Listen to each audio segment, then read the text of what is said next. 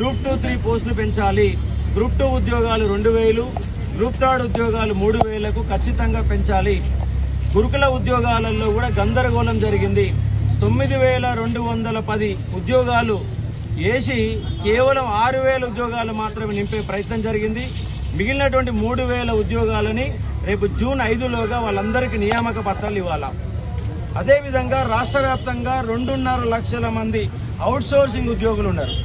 వాళ్ళందరి తక్కువ వేతనంతో పని చేయించుకుంటున్నారు. అవుట్సోర్సింగ్ అనే వ్యవస్థే లేకుండా వాళ్ళందరినీ కూడా పర్మనెంట్ ఉద్యోగులుగానే చూడాలి. రాష్ట్రంలో అవుట్సోర్సింగ్ అనే వ్యవస్థ ద్వారా ప్రభుత్వ ఖజానాలు మొత్తం కూడా ఉద్యోగాలకు ఇవ్వకుండా వృధా పథకాలతో, వివిధ రకాల పథకాలతో, ఓట్ల పథకాలతో ఉద్యోగులు కూడా జీతాలు ఇవ్వలేని పరిస్థితికి ఇవాళ ప్రభుత్వాలు దిగజారుతున్నటువంటి సందర్భం కనబడుతుంది. అదే మాదిరి ఉద్యోగులకి ఈ ప్రభుత్వం అధికారంలోకి రాగానే పెండింగ్ ఉన్నటువంటి 3 డిఏలు తెల్లారే డిసెంబర్ 10 ఇస్తామని చెప్పారు. ఇవాళ 3 డిఏలు పోయినాయి, 4వ డిఏ కూడా యాడ్ అయింది. ఇప్పటి వరకు ఉద్యోగులకి ఆ 4 డిఏలు కూడా పెండింగ్ పెట్టారు. వాళ్ళందరూ డిఏలు ఇమ్మీడియట్ గా ఇవ్వాలా. వాళ్ళ రాష్ట్రంలో నిరుద్యోగుల మానసిక సంఘర్షణ పడుతున్నారు. ఏ ఉద్యోగాలు ఎప్పుడేస్తారో తెలియదు, పరీక్షలు ఎప్పుడు జరుగుతాయో తెలియదు, వాళ్ళు ఉద్యోగాలు ఇస్తారో ఇయ్యో కూడా తెలియదు. పైగా కాంగ్రెస్ గవర్నమెంట్ 75% స్థానికులకే ప్రైవేటు రంగంలో ఉద్యోగాలు ఇస్తామని చెప్పారు. కానీ దాని గురించి ఇంతవరకు చర్చ కూడా మొదలు పెట్టలేదు. వాళ్ళ ఫార్మా రంగంలో 95% ఉద్యోగాలు, తెలంగాణ రాష్ట్రం వచ్చి 10 సంవత్సరాలైనా కూడా ఫార్మా రంగంలో 95% ఉద్యోగాలు వాళ్ళ ఆంధ్ర గుప్పెట్లోనే కొనసాగుతున్నాయి. వాళ్ళ సాఫ్ట్వేర్, హైదరాబాద్ సాఫ్ట్వేర్ రంగానికి మొత్తంగా హబ్గా మారిపోయింది. దేశంలోనే నెంబర్ 1 ఉంది, కానీ ఉద్యోగాలలో కాదు.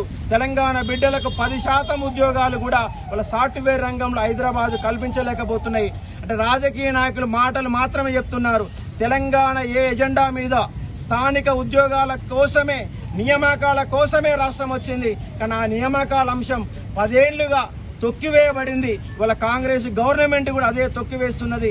నిరుద్యోగుల తరపున 30 లక్షల మందితో ఈ యొక్క ఎగ్జామ్స్ అయిపోగానే రాష్ట్ర వ్యాప్తంగా మహాపాదయాత్ర చేసి 30 లక్షల మంది ఏకదాడి మీద తీసుకొచ్చి నిరుద్యోగుల హక్కుల సాధనే ధ్యేయంగా అశోక్ కుమార్ సారు పనిచేస్తూ ఉన్నాడు. నిరుద్యోగుల కోసమే ఇవాళ నామినేషన్ వేశాను.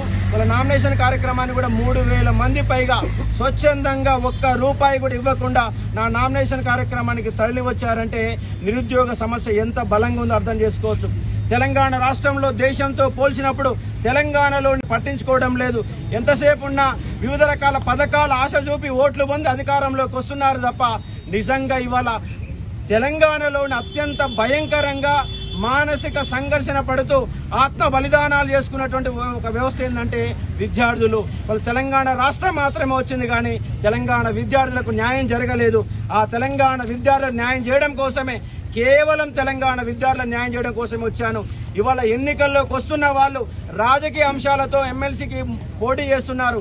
రాజకీయాలకు ఎమ్మెల్సీకి సంబంధం లేదు. నిరుద్యోగుల గురించి అక్షర జ్ఞానం లేని వాళ్ళు, నిరుద్యోగుల గురించి 5% జ్ఞానం లేని వాళ్ళు ఎన్నికల్లో పోటీ చేస్తున్నారు. నిరుద్యోగులంతా గమనిస్తున్నారు. అలాంటి వాళ్ళకి ఎమ్మెల్సీ దానిలో స్థానము లేదు. ఎందుకంటే వాళ్ళు చట్టసభలో పోతే నిరుద్యోగుల గురించి జోనల్ సిస్టమ్ ఏంది, ఆరిజెంటల్ ఏంది, వర్టికల్ ఏంటి, ఏ నోటిఫికేషన్ ఇస్తున్నారు, సెంట్రల్ జాబులు ఏంది, రాష్ట్ర జాబులు ఏంది, ఏ జాబులకు తేడా ఏంటి, నిజంగా తెలంగాణ బిడ్డలకు ఇస్తున్నారా లేదా అంశము ఏ యొక్క పోటీ చేసేటువంటి అభ్యర్థులు ప్రధాన పార్టీలు అనే వాళ్లకు ఎవ్వరి కూడా అర్హత లేదు. కేవలం రాజకీయ ప్రయోజనాల కోసం మాత్రమే ఎమ్మెల్సీ పదవిని వాడుకుంటున్నారు. ఎమ్మెల్సీ అనేది పట్టభద్రుల నియోజకవర్గం, ఇది మేధావి వర్గానికి సంబంధించిన అంశం. అలాంటి వ్యక్తులు మాత్రమే చట్టసభలో పోవాలని నేను ప్రధానంగా డిమాండ్ చేస్తా ఉన్నా. ఎందుకంటే వాళ్ళ రాష్ట్రంలో ఎంత ఇబ్బందులు ఉన్నారంటే అంత ఇబ్బందులు ఈ యొక్క నిరుద్యోగులు వాళ్ళ హక్కుల సాధనే ధ్యేయంగా అశోక్ సార్ ముందడుగు నడుస్తాడు. నిరుద్యోగులంతా నా వెంట నడుస్తున్నారు.